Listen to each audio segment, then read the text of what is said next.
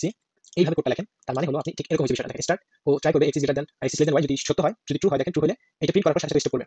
কিন্তু এখন যে কথাটা বলবো এটা অলওয়েজ মনে রাখবেন এবং মাথায় একবার গাইড দিবেন যে ইফ এবং ইলিফ এই দুইটার মধ্যে এই দুইটার পরেই আমরা কন্ডিশন ইউজ করতে পারবো। আবার বলি, আসসালামু আলাইকুম সবাইকে, আশা করি ভালো আছেন। আজকে আমাদের যে ক্লাসটা হবে সেটা হচ্ছে কন্ডিশন নিয়ে। এর আগে যতগুলো ক্লাস গেছে এগুলো একেবারে বেসিক কতগুলো বিষয় ছিল, বাট আজকে থেকে অর্থাৎ আজকে থেকে আমরা যে টপিকগুলো শুরু করব কিছুটা আমাদের মাথায় নাড়া দেবে এবং আমরা মনে হবে যে না কিছু শিখতেছি। এর আগে যা শিখছি সেগুলো বোরিং লাগলেও আজকে থেকে আশা করি এর থেকে আমাদের লার্নিংটা এনজয়েবল হবে, কারণ আমরা কিছু শিখবো লজিক্যালি। তো আমরা, আপনারা জানেন যে থাম্বনেল দেখে বুঝছেন যে আজকে আমাদের ক্লাসটা হবে কন্ডিশন ইফ, অর্থাৎ কন্ডিশন নিয়ে আমরা খেলবো যে কিভাবে কন্ডিশনটা পাইথনে কাজ করে। তারপরে আসি, এখন আমরা শুরু করি যে কন্ডিশন এই জিনিসটা আসলে কি এবং এটা আসলে পাইথনে কিভাবে ম্যাটার করে।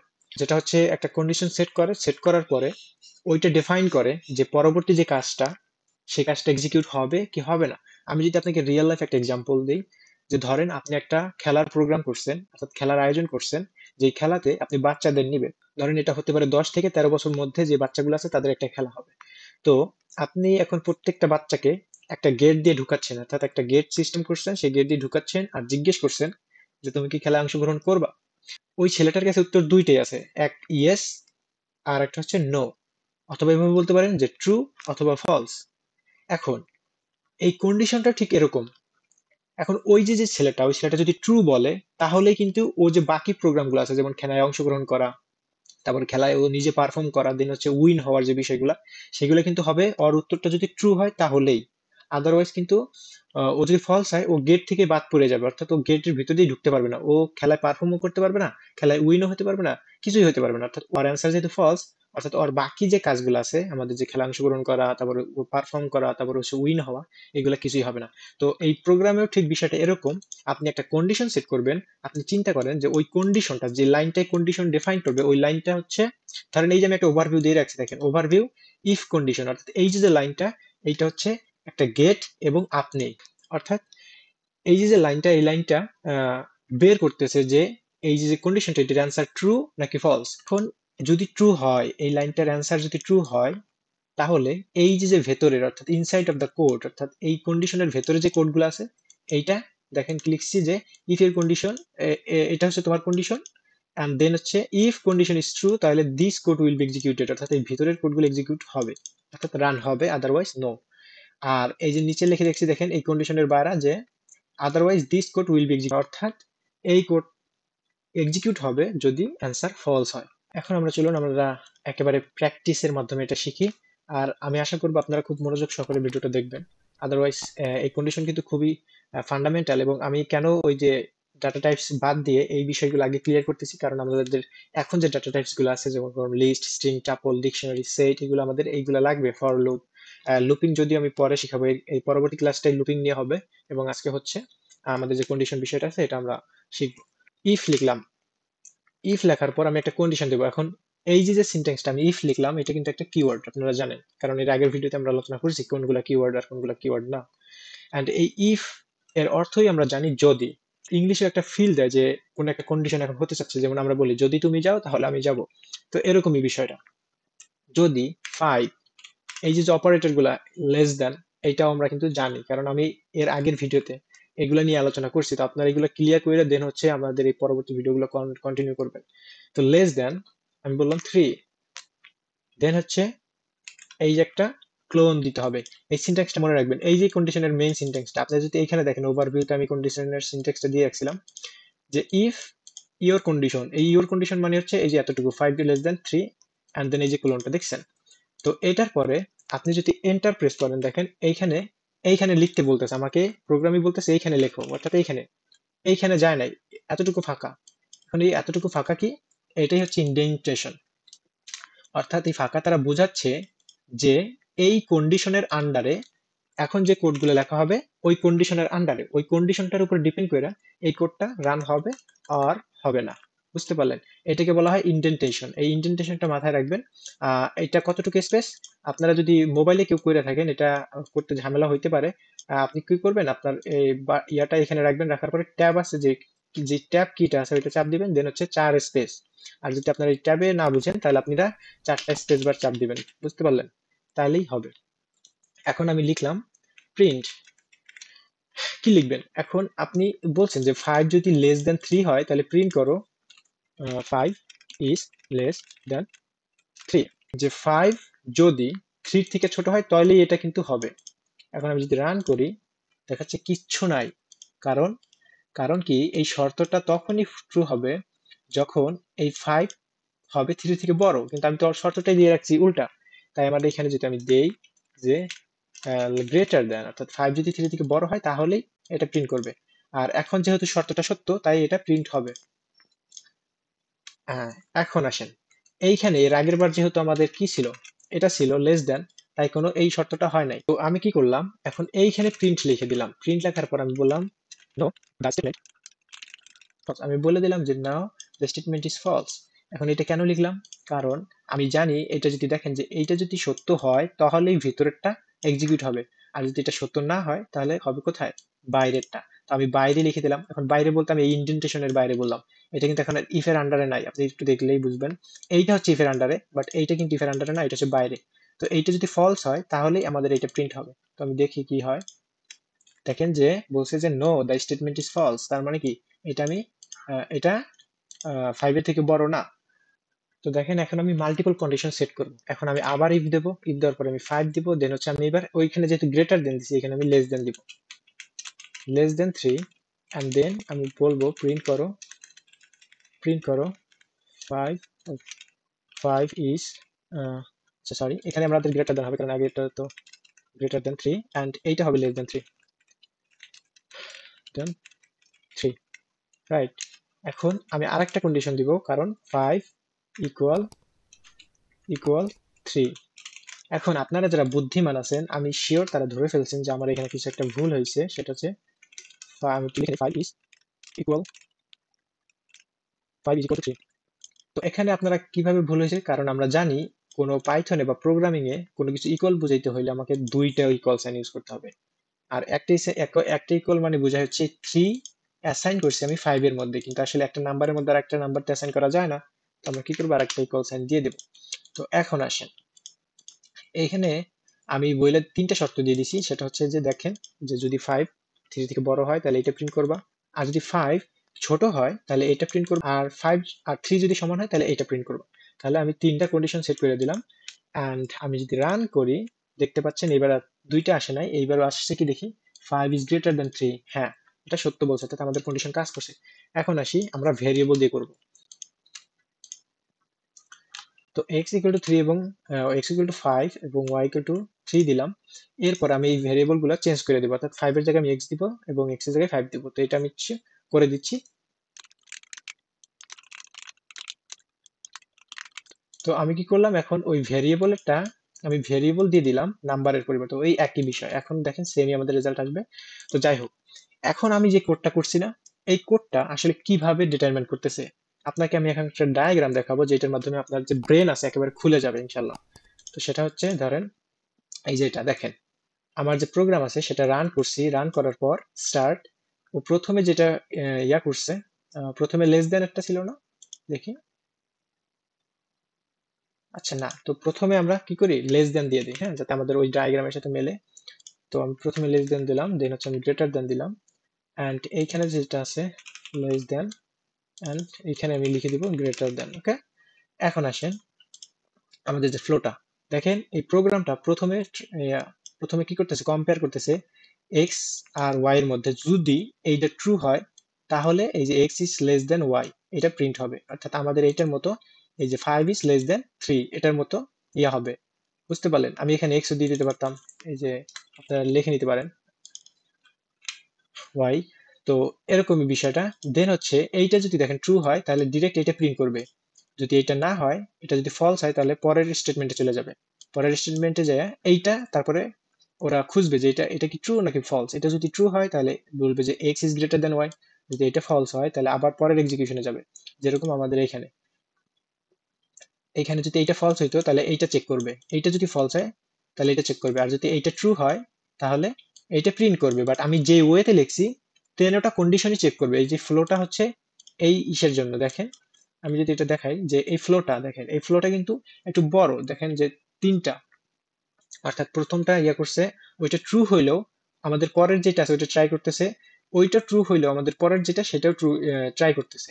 এন্ড এইটা যদি ট্রু হয় তাহলে তো আমাদের এই যে ইকুয়াল টু দেখাবে, এন্ড ফলস হলে স্টপ হয়ে যাবে, কারণ আর কোনো কন্ডিশন নাই।